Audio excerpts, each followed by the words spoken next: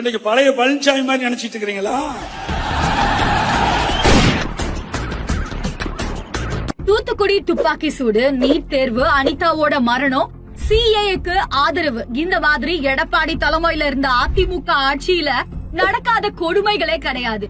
அதுல நாட்டையே உலுக்குன மிகப்பெரிய சம்பவம் அப்படின்னா அது பொள்ளாச்சி பாலியல் குற்ற சம்பவம் தான். இந்த சம்பவத்துல மொத்தம் 275 பெண்கள் பாதிக்கப்பட்டாங்க. சம்பந்தப்பட்ட 9 குற்றவாளிகளையும் உலகத்துக்கே அம்பலப்படுத்தினாங்க. ஆனாலும் அவங்களுக்கு எந்த தண்டனையும் கிடைக்கல. காரணம், குற்றம் செஞ்ச அருளானந்தம், பாபு, ஆரோன் பால், திருநாவுக்கரசு இவங்கெல்லாம் அதிமுக கட்சியை சேர்ந்தவங்க. தன்னோட கட்சியை சேர்ந்த 4 பேரை காப்பாத்துறதுக்காக 275 பெண்களுக்கான நீதியை மறுத்தாரு எடப்பாடி பழனிசாமி.